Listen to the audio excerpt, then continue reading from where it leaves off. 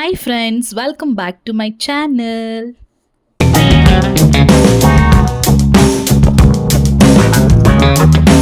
Friends, ಅಮ್ಮ ನಿಮಗೆ ಇವತ್ತಿನ ವಿಡಿಯೋದಲ್ಲಿ ಸಿಹಿ ಪೊಂಗಲ್ ಯಾವ ರೀತಿ ಮಾಡೋದು ಅಂತ ತೋರಿಸ್ಕೊಡ್ತಾ ಇದ್ದಾರೆ.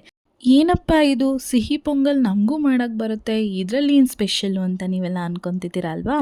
ಇದು ಅಕ್ಕಿಲಿ ಮಾಡೋ ಅಂಥ ಸಿಹಿ ಪೊಂಗಲ್ ಅಲ್ಲ, ಅವಲಕ್ಕಿಲಿ ಮಾಡೋ ಅಂಥ ಸಿಹಿ ಪೊಂಗಲ್ಲು.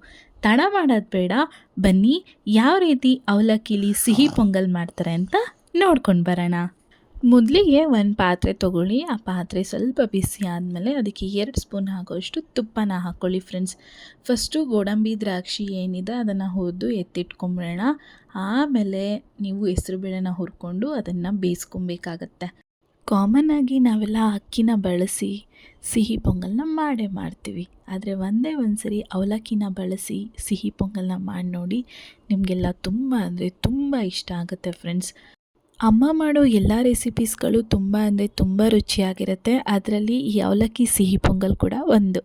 ಹಾಗಾಗಿ ಇದನ್ನು ನಿಮ್ಮ ಜೊತೆ ಶೇರ್ ಮಾಡ್ಕೊತಾ ಇದ್ದೀನಿ ಫ್ರೆಂಡ್ಸ್. ವಿಡಿಯೋನ ಪೂರ್ತಿಯಾಗಿ ನೋಡಿ, ಎಲ್ಲೂ ಸ್ಕಿಪ್ ಮಾಡೋಕ್ಕೆ ಹೋಗಬೇಡಿ. ವಿಡಿಯೋ ಇಷ್ಟ ಆದರೆ ಕೊನೆಯಲ್ಲಿ ಒಂದು ಲೈಕ್ ಕೊಡೋದನ್ನು ಮರಿಬೇಡಿ ಫ್ರೆಂಡ್ಸ್. ಸೊ ಇವಾಗ ಡ್ರೈ ಫ್ರೂಟ್ಸ್ನ ಹುರಿದು ಎತ್ತಿಟ್ಕೊಂಡಿದ್ದಾಯಿತು. ಅಮ್ಮ ಇವಾಗ 3/4 ಕಪ್ಪಾಗುವಷ್ಟು ಬೇಳೆನ ಅಂದರೆ ಹೆಸರು ಬೇಳೆನ ಹಾಕ್ಕೊಂಡಿದ್ದಾರೆ. ಹೆಸರು ಬೇಳೆ ಕಂದು ಬಣ್ಣ ಬರೋವರೆಗೂ ಚೆನ್ನಾಗಿ ಫ್ರೈ ಮಾಡ್ಕೊಳ್ಳಿ. ಫ್ರೈ ಮಾಡೋದು ಯಾಕೆ ಅಂದರೆ ಅದೊಂದು ಘಮ ಬರುತ್ತೆ ಫ್ರೈ ಮಾಡ್ತಾಯಿದ್ರೆ, ಹಾಗಾಗಿ ಅದನ್ನು ಫ್ರೈ ಮಾಡ್ಕೊತಿದ್ದಾರೆ. ಹಾಗೆ ಇಲ್ಲಿ ಅಮ್ಮ 1 ಕಪ್ ಆಗೋಷ್ಟು ಹಾಲನ್ನ ಹಾಕ್ತಾಯಿದ್ದಾರೆ.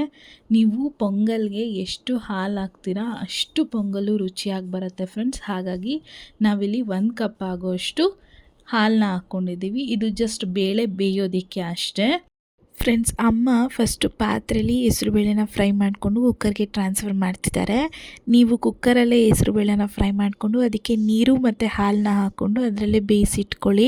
ನಾವು ಸ್ವಲ್ಪ ಪೊಂಗಲ್ ಮಾಡ್ತಿರೋದ್ರಿಂದ ಚಿಕ್ಕ ಕುಕ್ಕರ್ನ ಬಳಸಿದ್ದೀವಿ, ಹಾಗಾಗಿ ಬೇರೆ ಪಾತ್ರೆಯಲ್ಲಿ ಫ್ರೈ ಮಾಡ್ಕೊಂಡಿದ್ದೀವಿ. ನೀವು ಜಾಸ್ತಿ ಮಾಡ್ಕೊಳ್ಳೋ ಹಾಗಿದ್ದರೆ ದೊಡ್ಡ ಕುಕ್ಕರ್ ಇಟ್ಕೊಂಡು ಅದರಲ್ಲೇ ಫ್ರೈ ಮಾಡಿಕೊಂಡು ಅದರಲ್ಲೇ ಬೇಯಿಸ್ಕೊಳ್ಳಿ ಫ್ರೆಂಡ್ಸ್. ನೋಡಿ, 3 ವಿಷಲ್ ತೊಗೊಂಡು ಪ್ರೆಷರ್ ಹೋಗೋವರೆಗೂ ವೆಯ್ಟ್ ಮಾಡಿರೋದಕ್ಕೆ ಇಷ್ಟು ಚೆನ್ನಾಗಿ ಬೇಳೆ ಬೆಂದಿದೆ.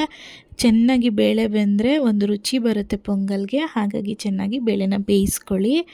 ಆಮೇಲೆ ಅವಲಕ್ಕಿನ ಸ್ವಲ್ಪ ವಾಶ್ ಮಾಡಿ ಒಂಚೂರು ನೀರು ಹಾಕಿ ಅದನ್ನು ನೆನೆಯಕ್ಕೆ ಬಿಡಿ. ಅದೇ ಪಾತ್ರೆಗೆ ನೀವು 2 ಸ್ಪೂನ್ ತುಪ್ಪನ ಹಾಕಿ ಅವಲಕ್ಕಿನ ಫ್ರೈ ಮಾಡ್ಕೊಬೇಕು ಫ್ರೆಂಡ್ಸ್.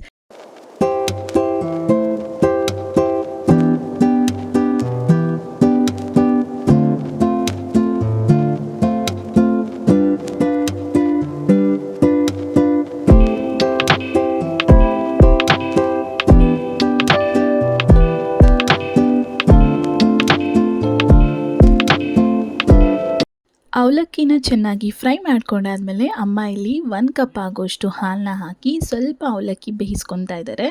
ನೀವು ಹಾಲಾದರೂ ಹಾಕೋಬೋದು, ನೀರಾದರೂ ಹಾಕೋಬೋದು. ಹಾಲು ನೀರು 2 ಮಿಕ್ಸ್ ಮಾಡಿ ಹಾಕ್ಕೊಂಡ್ರೆ ತುಂಬ ಅಂದರೆ ತುಂಬ ಚೆನ್ನಾಗಿರುತ್ತೆ ಫ್ರೆಂಡ್ಸ್.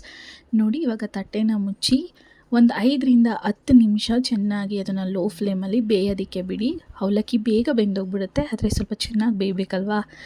ಪೊಂಗಲ್ಗೆ ಸ್ವಲ್ಪ ಚೆನ್ನಾಗಿ ಬೆಂದಿದ್ರೆ ತುಂಬ ಚೆನ್ನಾಗಿರುತ್ತೆ. ವಿಡಿಯೋದಲ್ಲಿ ನೋಡ್ತಾ ಇದ್ದೀರಲ್ಲ ಎಷ್ಟು ಚೆನ್ನಾಗಿ ಬೆಂದಿದೆ ಅಂತ. ಅನ್ನಕ್ಕಿಂತ ಸೂಪರಾಗಿ ಬೆಂದೋಗುತ್ತೆ ಫ್ರೆಂಡ್ಸ್. ಈಸಿಯಾಗಿ ಮಾಡ್ಕೊಬೋದು, ಒಂದ್ಸರಿ ಟ್ರೈ ಮಾಡಿ. ಅವಲಕ್ಕಿ ಎಲ್ಲ ಚೆನ್ನಾಗಿ ಬೆಂದಾದಮೇಲೆ ಇವಾಗ ಬೇಯಿಸ್ಕೊಂಡಿರೋ ಅಂಥ ಹೆಸರು ಬೇಳೆನ ಹಾಕ್ತಾಯಿದ್ದೀವಿ.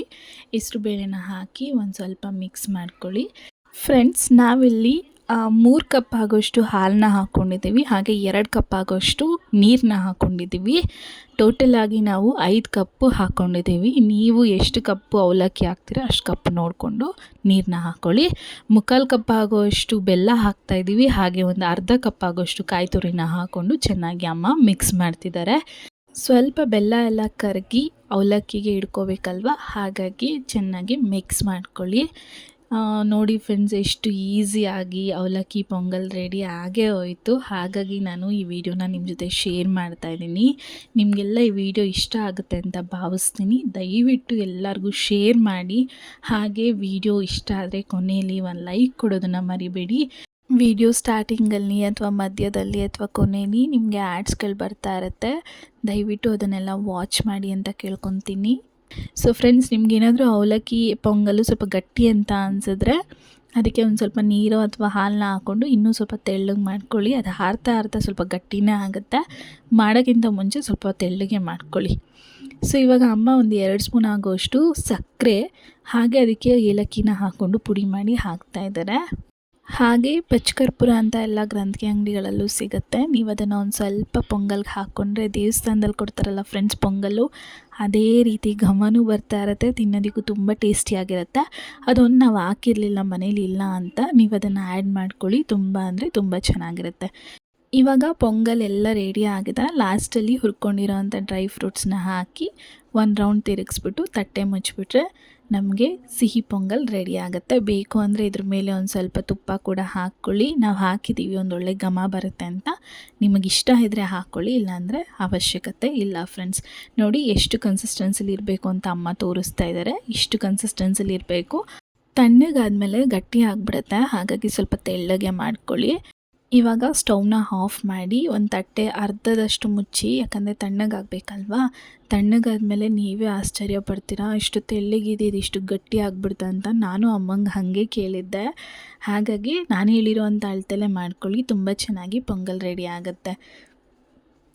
ಸೊ ಇವತ್ತಿನ ವಿಡಿಯೋ ಸಿಹಿ ಪೊಂಗಲ್ ನಿಮಗೆಲ್ಲ ಇಷ್ಟ ಆಗಿದ್ರೆ ಲೈಕ್ ಮಾಡಿ, ಶೇರ್ ಮಾಡಿ, ಕಮೆಂಟ್ ಮಾಡಿ ಅಂತ ಕೇಳ್ಕೊತಾ ಇವತ್ತಿನ ವಿಡಿಯೋನ ಇಲ್ಲಿಗೆ ಮುಗಿಸ್ತಾ ಇದ್ದೀನಿ ಫ್ರೆಂಡ್ಸ್.